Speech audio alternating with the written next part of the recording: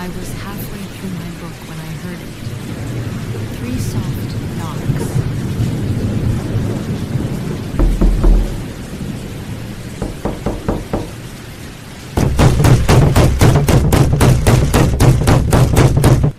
Coming from under my bed, not the creak of wood.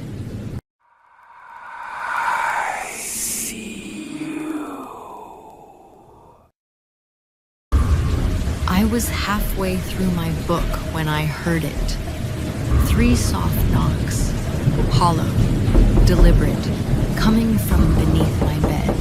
Not the creak of an old frame. Not the sound of something falling.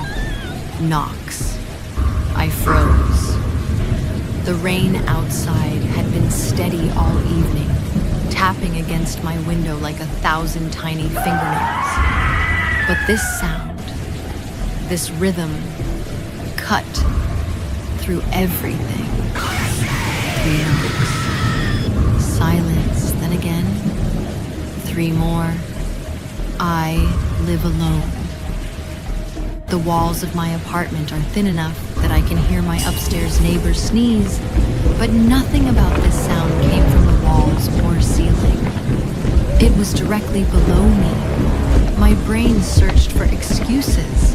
The pipes, the heating system, an animal somehow trapped under the floorboards. But the bed sat on a solid hardwood floor.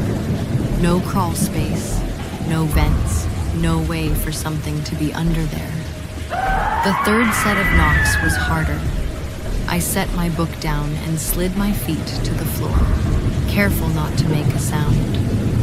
My breathing slowed without me telling it to. The space under my bed was only a foot high. I never stored anything there, not after watching too many horror movies as a kid. I bent down slowly, every muscle tight, my heart punching against my ribs. Darkness. The kind of darkness that seemed thicker than the shadows in the rest of the room. I grabbed my phone from the nightstand and switched on the flashlight. The beam cut through the black, illuminating nothing.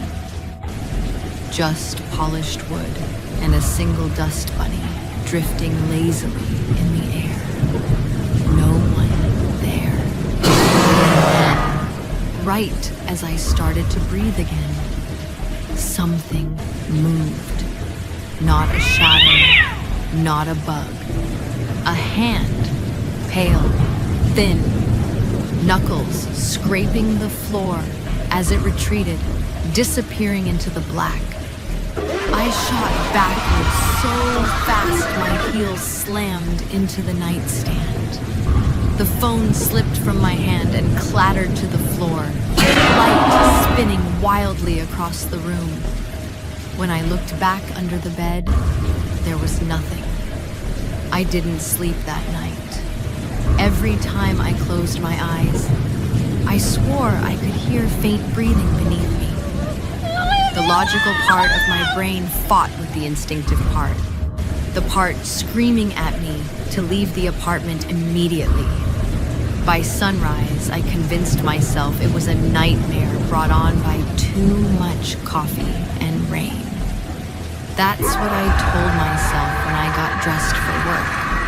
That's what I told myself when I locked the door behind me. It almost worked. Until I came home that evening and found a note on my bed.